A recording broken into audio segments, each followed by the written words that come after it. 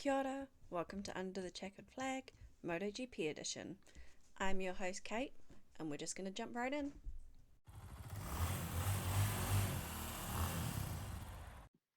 It is Kate, Kelly, and PozzA here, and this week we are talking about the situation that KTM have found themselves in, because it's a bit of a doozy and then some. So, KTM have come out recently as they are going into voluntary administration because they are straight broke. And not just like casually broke, they have debts around 3 billion euros, which is an insanely huge amount of money. So, some background into this, it's all come about due to a rapid expansion that occurred around. They started expanding just before the COVID pandemic, and then they expanded a whole lot more because people were staying home. They had disposable income for not going out on adventures, and they spent that on motorcycles because also they didn't want to travel on public transport because the threat of catching the virus was so high. So people started investing in motorcycles. KTM built around that peak, and then that peak didn't last. So here we sit. KTM basically broke. We have been told that KTM's racing budget has been set for 2025, and they're confident they'll race in MotoGP. It does seem like KTM Factory has stopped development for 2025, but again, they're confident they'll race. Tech 3 have basically said everything's, on track. They're just carrying on as usual. And the only worry for me was I hadn't made this prediction for the podcast yet, but I was going to put Pedro down for a world title. That doesn't seem to be happening now. But across to the two of you, what do you think about KTM and this entire situation? Yeah, I think it's important to note that just on the point that they've stopped development, that's only carrying through to the first test in, I believe, February. So hopefully, one, the bike that they have up until then can be competitive, and hopefully, any upgrades they can make after that stage can, one, fit within the budget, and two, obviously work, which is the big one.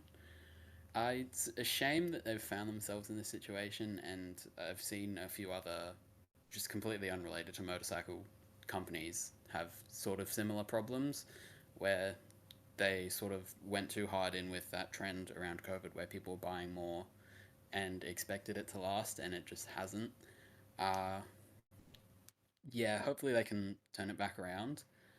I have seen something saying they're pretty well set to race in 2025. It's 2026 that they're not so sure about. So yeah, hopefully they can turn it around by then and it doesn't affect the riders and the team that much. Yeah, no, it wasn't. It was definitely like the last thing I expected ever. I would not think that KTM of all teams would be in such a pickle, I guess you could say. When the news came out, I actually thought they were going to withdraw completely. I thought they were screwed, and I was like, I wasn't even concerned for the team. I was I was concerned about Pedro Acosta and Enea Bastianini. That was like my first thought. I was like, what's going to happen to them? Good news is I believe it shouldn't really affect the feeder teams like Rebel KTM IO in Moto2, which is good because if they were affected, I think me and Paz would freak the F out. So it's good that it doesn't really affect them, but in terms of MotoGP, especially Tech 3, they're definitely screwed for the season. I don't think they're going to be anywhere near the pack, especially when teams are consistently developing and they're finished already. I think they're going to be totally behind, and it's not going to be fun to watch. Maybe Pedro can pull something out of nowhere and maybe make a good performance, but it's very unlikely, and it's really upsetting to look at. I guess the first inklings of this, looking back, we could see it in their performance drop off mid-year, I suppose, and also earlier in the year we got the news about Gas, who are, I'm probably going to use the wrong terminology here, but a subsidiary of KTM. We found out that they were just going to be disappearing, and that was probably the first sign that things were a little bit amiss. It's quite worrying, I suppose, but one thought that's been floating around for a little bit of time since this news came out is the fact that they're an Austrian factory. The area that KTM build the motorcycles in is very much built around KTM. It's basically going back to the old days where you had towns that were industrial, built around one thing, like the mining towns. So there's region in Austria that is just dedicated to building KTM, and not too far down the line from that is another Austrian factory, and that factory, or home base, let's call it, is that of Red Bull. Now, there are so many interlinking pieces here that we have to ask ourselves, because Red Bull is KTM's title sponsor. Do we think Red Bull is going to bail out basically the KTM team?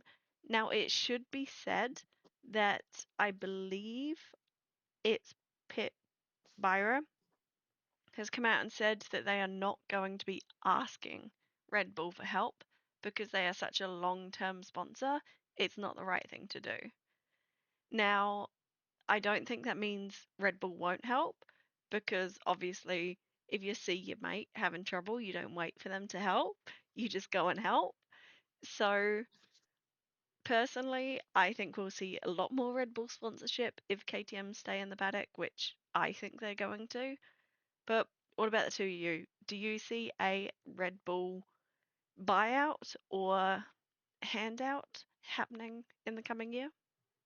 I can see it. I can see it coming. I don't think it's going to be a case like you said of KTM asking for it, but I think I wouldn't say Red Bull is the kind of team to do things out of the goodness of their heart, especially if you look at them like F1 or whatever.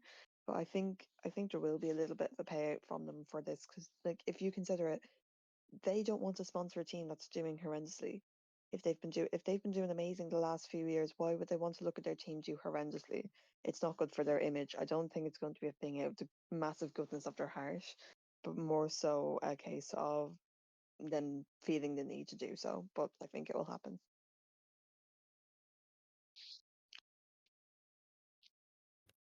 Yeah, the relationship between Red Bull and KTM have been one, obviously really strong, but it's also been one that's been around for ages across not even just MotoGP, in like motocross and all those other types of racing.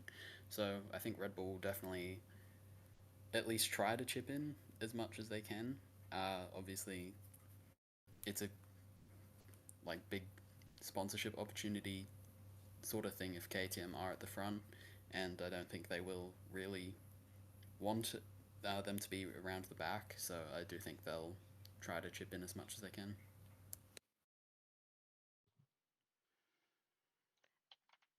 So I do just have to say thank you to Andrew, who commented on our last video to give us these questions.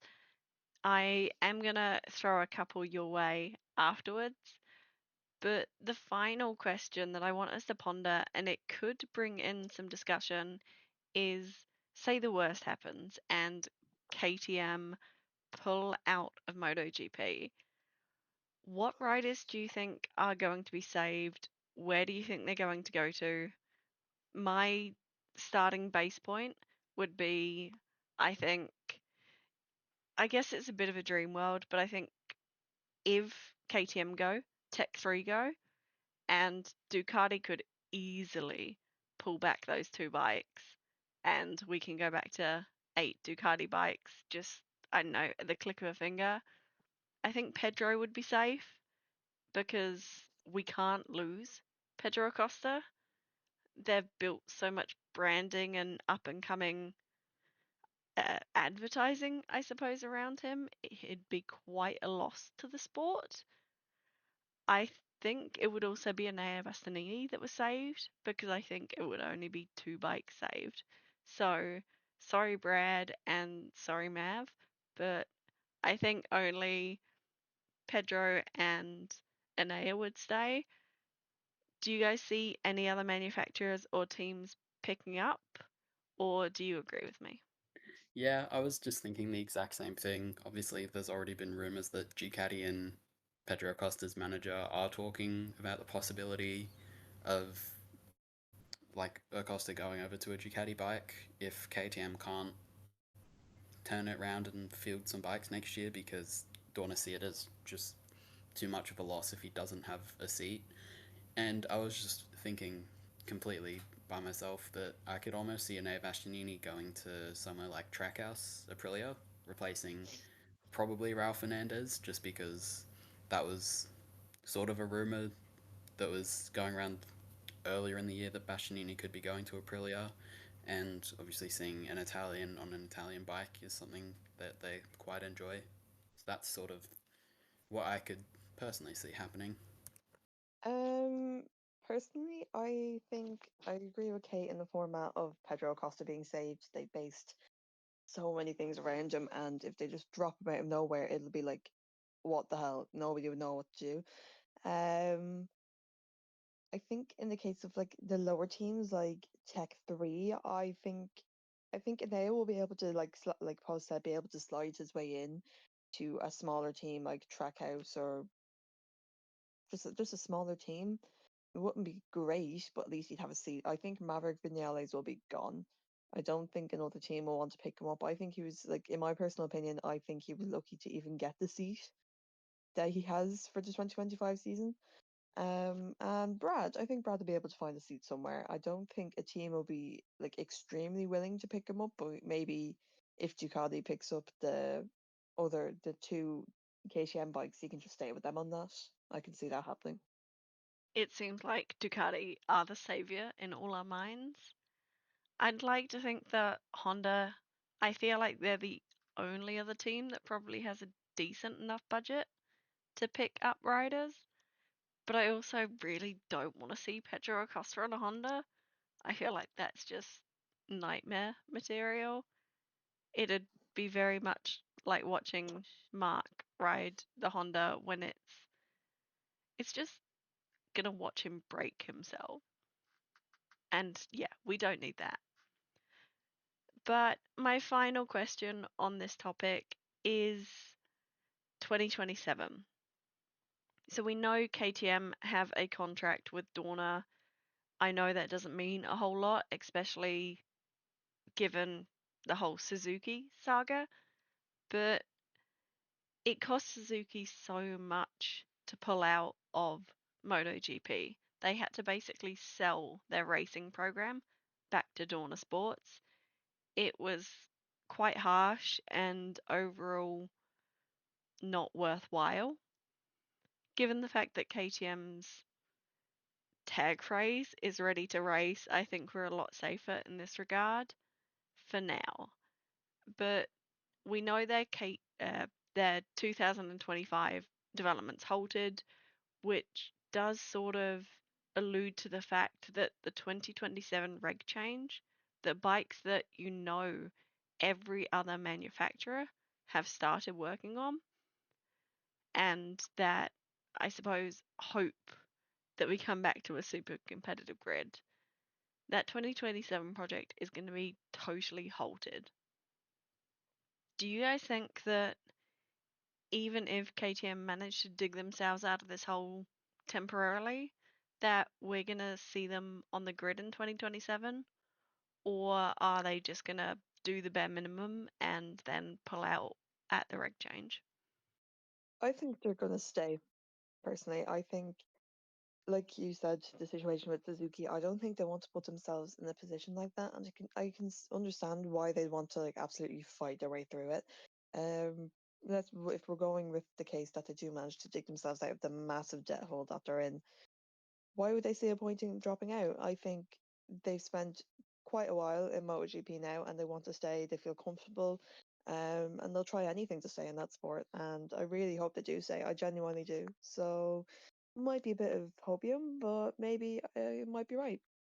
Yeah, I agree. I don't see why they'd sort of go through the whole process of fixing all their finances to be able to continue just through to 2027. I feel like if they were going to pull out, they'd just do it as soon as they possibly can, and then probably try and rebuild just sort of the company a bit and obviously fix the debt. And then I feel like they'd try and re enter. But yeah, I don't feel like they'd go through all the effort to fix all the debt that they have just to pull out at 2027. I feel like they'll hopefully have it not completely fixed, but fixed enough that they can stay in the sport because it's good to see a variety of manufacturers. So that's a very brief summary of our thoughts and feelings. So KTM have 90 days from the day they filed to have their financial plan accepted. My final thing to note in this space would be that they're keeping it all in-house, and also the fact that they've got regional and local government behind them would lead me to believe that they are staying in MotoGP and will continue to do so. Naturally, I could be completely wrong and we could post this and then they pull out tomorrow. What do you two think? Yes or no? Are KTM going to stay in MotoGP, Moto2 and Moto3? Yeah, that's just a straight answer, but I think yeah, they will. I like I said before, I don't see a situation where they're not going to stay.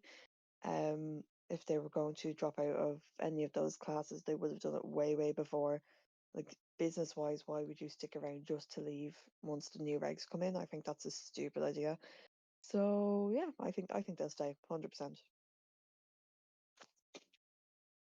Yeah, I think it'd be a huge loss across obviously all three classes with the presence KTM have in Moto2 and Moto3. So I do agree. I think they'll get it sorted eventually. It will probably impact them and their performance a bit, but I still think they'll stick around and yeah, again, hopefully turn it around. So that's our quick take on the KTM saga. We want to know what you think, as always, because there's so much more that we haven't covered that relates to this financial situation.